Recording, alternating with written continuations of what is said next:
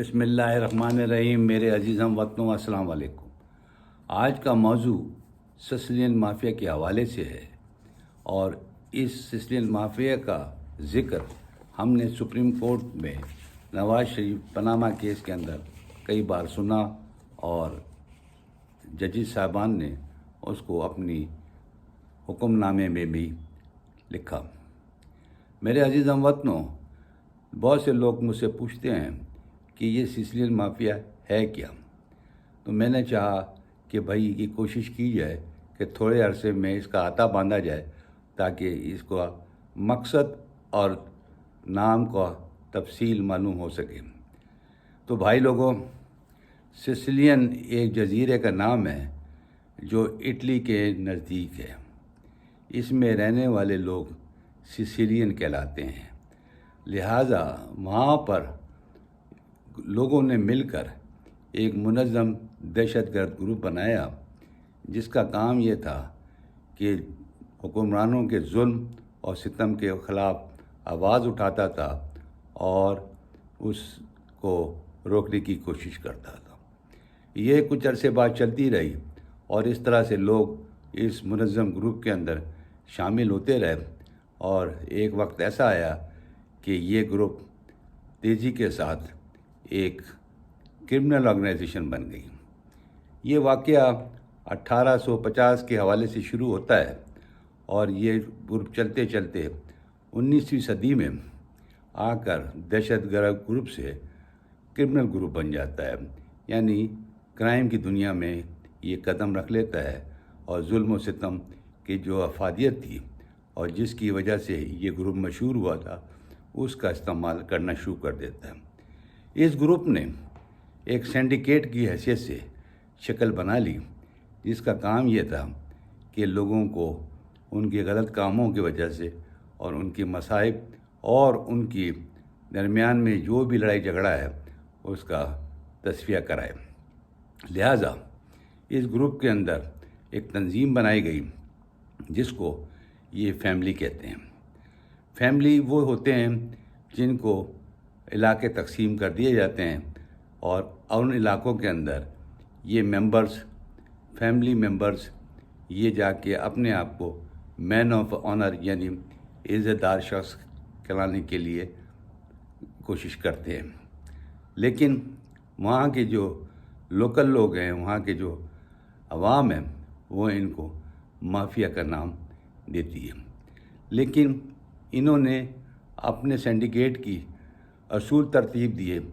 اور اس اصولوں کی اگر کوئی وائلیشن کرتا ہے تو اس کو سخت سزا دی جاتی ہے، یہاں تک اس کو مار دیا جاتا ہے۔ بنیادی طور پہ ہر وہ برا کام جو دنیا کے اندر ہوتا ہے، وہ سسلین مافیا اس کو پروٹیکٹ کرتا ہے، جیسے کہ بطہ خوری، جیسے کہ کڈنیپنگ، جیسے کہ مرڈر، اور بہت ساری چیزیں، یہاں تک ووٹوں کی خرید و فروخت کرنے کے لیے پولیٹیکل پارٹیز ان سے مدد مانگتی ہیں۔ لہٰذا اس نے اپنی کارکردگی کے لحاظ سے اٹلی میں اپنے پیر جمانے شروع کر دیے، اور وہ ہر دہشت گردی کے عمل سے لوگوں میں دہشت پھیلاتے تھے، ڈر پھیلاتے تھے، تاکہ وہ اپنے معاملات کو سیدھا کر سکیں، جس میں سیاسی بھی ہوتے تھے، مذہبی بھی ہوتے تھے، اور دیگر معاملات جو عوام کے حوالے سے ہوتے تھے، اس میں اتنا شور شرابہ ہوتا تھا، اتنا لڑائی جھگڑا ہوتا تھا، جس کی وجہ سے لوگوں کے ذہنوں میں ڈر پیدا ہو گیا، اور سلسلہ مافیا ان کے اوپر حاوی ہوتا گیا اور کنٹرول کر لیا۔ اس کے بعد جب یہ کرمنل آرگنائزیشن بنا تو یہ جرائم کی دنیا میں سارے جرائم گینگسٹرز اور سب کو پروٹیکشن دیتا تھا، اور ان کے جو ممبرز ہوتے تھے ان کو علاقے بانٹ دیے جاتے تھے، اور اس میں وہ آپریٹ کرتے تھے۔ اس کے معنی یہ ہوئے کہ اگر اس علاقے کے اندر کوئی غلط کام ہوتا تھا تو وہ اس لیے مافیا کی مرضی کے بغیر ہو نہیں سکتا تھا۔ اگر کوئی کرتا تھا تو اس کو پھر یہ خود اپنی طریقے سے اس کو سخت سزا دیتے تھے، اور اس کے اندر اس کی گنجائش نہیں بچتی تھی کہ کوئی آدمی ان کو دھوکہ دے۔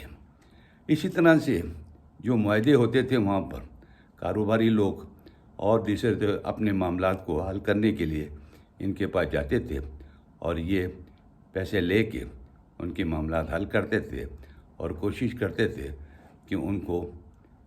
پروٹیکشن دی جا سکے۔ اس طرح سے ایک وقت یہ آیا 19ویں صدی میں کہ لوگ سسلی سے نکل کے دنیا کے مختلف ملکوں میں چلے گئے، جیسے ساؤتھ امریکہ، نارتھ امریکہ میں بہت سے لوگوں نے ہجرت کی۔ اسی بیچ یہ سسلین مافیا کے لوگ بھی وہاں پر پہنچ گئے، اور وہاں پر انہوں نے اسی طرح سے جو کہ سسلی میں کرتے تھے وہاں پر بھی اپنے گروپس اور فیملیز بنا لی اور ان کو پروٹیکشن دینی شروع کر دی۔ پھر ہلکے ہلکے یہ اسمگلنگ کے اندر آ گئے، منی لانڈرنگ کے اندر آ گئے، اور ہر طرح کا کام کیا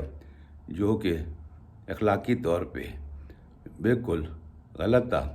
اور وہ اس انداز سے کرتے تھے کہ انہوں نے لیئرز بنائی ہوئی تھیں، 1 لیئر 2 لیئر 3 لیئر، اور اس طرح سے منشیات کا کاروبار بڑھتا چلا گیا، آرمز اینڈ ایمونیشن کی ٹریفکنگ بڑھتی چلی گئی، اور دنیا کے اندر ان کا مال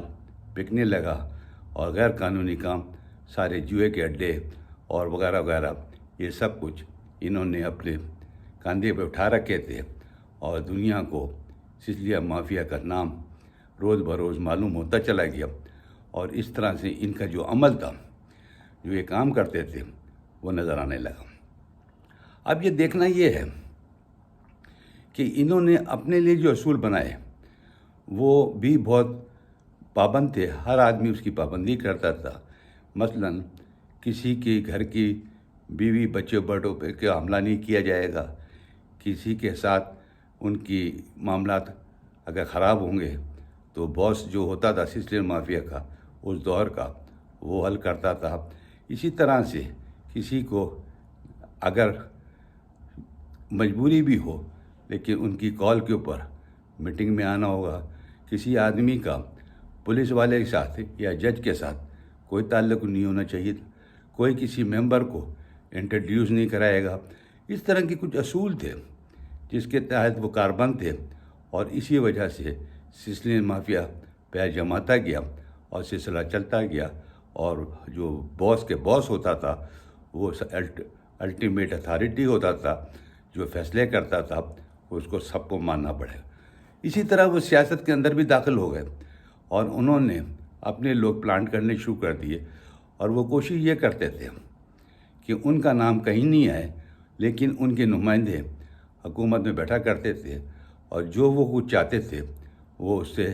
کروا لیتے تھے۔ اسی طرح سے اسمبلیاں چلتی تھیں، اسی طرح پارلیمنٹ چلتی تھی،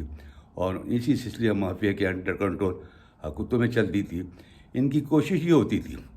کہ جو گروپس ہیں، کمپٹیشن گروپس ہیں، ان کو قائم دائم رکھا جائے، ان کی پروٹیکشن کی جائے، تاکہ ان کا زندگی کارواں سلسلہ مافیا کا چلتا رہے۔ جس طرح نفع لینے کا سود کا نظام تھا، لوگوں کو وہ پیسے قرضے پہ دیتے تھے بغیر بینکنگ کے، اور ان سے ان کا نفع منافع لیتے رہتے تھے، اور کسی کی مجال نہیں ہوتی تھی کہ ان کے پیسے واپس نہ کریں۔ اس طرح سے کینیڈا پہنچ گئے، اسی طرح وینزویلا میں پہنچ گئے، اسی طرح ساؤتھ افریقہ پہنچ گئے۔ میں نے تو نارتھ امریکہ ساؤتھ امریکہ کا پہلے ذکر کر چکا ہوں۔ لہٰذا یہ سلسلہ مافیا پھیلتا چلا گیا، اور آج تک اس کا دبدبہ، اس کے معاملات چل رہے ہیں۔ شکلیں تو بدلتی رہتی ہیں، لوگ بدلتے رہتے ہیں، فیملیز کے لوگ بدلتے رہتے ہیں، ممبرز بدلتے رہتے ہیں۔ جیسے جیسے کوئی ریٹائر ہوتا ہے تو وہ اس قابل نہیں چھوڑتے کہ وہ ان کی جا کے کوئی باتیں کسی اور کو بتائے اور وہ پولیس ان پہ حملہ ہو۔ ان کے اندر آپس میں بھی کئی جھگڑے ہوئے، کئی دفعہ جنگیں ہوئیں، لیکن پھر بھی یہ منظم ہیں، کیونکہ سب کے مفادات ایک طرح کے ہیں اور ایک دوسرے کو پروٹیکٹ کرتے ہیں۔ لہٰذا کسی صورت سے کوئی مخبری یا کچھ غلط کام پولیس کو بتاتا ہے یا کسی ایجنسیز کو بتاتا ہے اس شخص کو مار دیا جاتا ہے، اور وہ اپنی مرضی سے تو آ سکتا ہے لیکن جاتا سسلین مافیا کی مرضی سے، اور آخر میں اس کا انجام گولی ہوتا ہے اور وہ قبرستان کی طرف بھیج دیتا ہے۔ وہاں پر کوئی انسانیت یا ہمدردی ان فیصلوں میں نہیں ہوتی، کسی کو یہ نہیں خیال ہوتا کہ وہ کیا کر رہا ہے، وہ صرف سینڈیکیٹ کے لیے کام کرتا ہے۔ اس لیے سسلین مافیا دنیا میں مشہور ہے کہ وہ ایک منظم قسم کی مافیا ہے جو ہر دنیا کے کام غلط کرتی ہے اور پروٹیکشن دیتی ہے، ہر طرح سے وہ چھائی ہوئی ہے، جہاں جہاں اس کی روٹس ہیں وہاں اس کی مرضی کے بغیر کچھ نہیں ہوتا، اور لوگ اس کے تابع ہیں، اس کی بات سنتے ہیں، اس کی مدد مانگتے ہیں۔ خاص کر سیاستدان تو خاص کر پہ ان سے مدد لیتے ہیں، کیونکہ ان کی مرضی کے بغیر وہ الیکشن میں ووٹ خرید نہیں سکتے، اور ووٹ خریدنے کے لیے سسلین مافیا سے بہتر کوئی اور راستہ ان کے لیے نہیں ہے تاکہ ان کی حکومت بن سکے۔ اسی طرح سے اور غلط کاموں کے حوالے سے جو دنیا کے اندر برائی تسلیم کی جاتی ہے وہ سارے کام یہ لوگ کرتے ہیں۔ اب تو سائبر کرائمز کا ٹائم آ گیا ہے، اس میں بھی سسلین مافیا بہت آگے ہے۔ وہ تو دنیا اور گورنمنٹس کے ساتھ، مختلف گورنمنٹ کے ساتھ ان کے معاہدے ہوتے ہیں۔ وہ سسلین مافیا کے نام سے نہیں پہچانے جاتے، وہ اور ناموں سے پہچانے جاتے ہیں،